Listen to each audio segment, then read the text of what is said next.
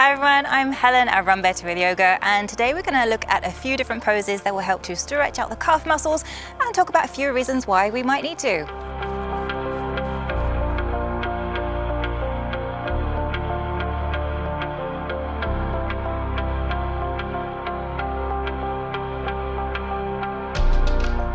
So the calf muscles is a group of 5 different muscles. They're super strong. They're the main driving force behind jumping and forward propulsion. So they get used a lot and they can accumulate quite a lot of tension. And that tension can be added to if you frequently wear high heels, or if your running shoes have a higher heel than the toe end, or if there's a lack of strength and connection to your glutes, which can be negatively affecting your posture. So all of those can attribute to trigger points or muscular knots in the calf muscles, causing pain in the calf itself. It can also cause pain in the ankles and in the feet, including plantar fasciitis, but we'll have a focus on that in an upcoming video. So for a big group of muscles, they're actually quite difficult to stretch out. So I do really recommend Myofascial Release. I have a mini program on that called Ultimate Recovery, which we'll link to in the notes. My favorite pose though for lengthening out the calves has got to be downward facing dog. And I'll show you a couple of variations on it. So down dog, this inverted V shape. First of all, setting up, pressing into your hands, shoulders back, hips back, lengthen out the spine. And the knees can stay bent. We want to start to drop the heels towards the ground. So already you're going to have at least a start to lengthening out the calves there. And then to add, drop one heel as you lift the other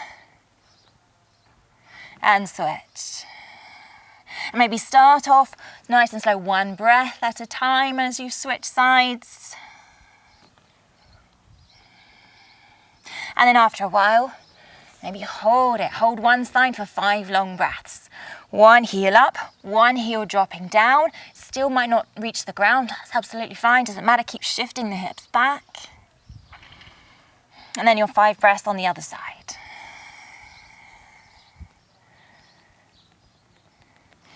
And then returning to keeping the hips up high, purposefully bending the knees, but then starting to drop the heels again. And then maybe just finishing off, lengthening out the backs of the legs as well. Okay, so that's got to be my favorite pose. Another one, it would be the high lunge, sometimes called a crescent lunge. So stepping one foot back, keeping the pelvis forward square to the top end of your mat. Useful to keep your hands on your hips. Lift the back thigh just as much as you can. And then lift the hips up as you lift the back heel. Drop the hips down and drop the back heel. It definitely won't reach the ground. And you might do that 2 or 3 times. Lifting up with the hips and the heel. Dropping back down. And then maybe after that 3rd one, again you pause and you hold it for 5 breaths.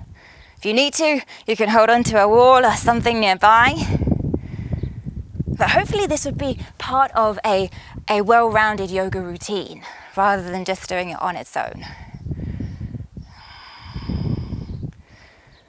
And then you'd obviously do that on your other side.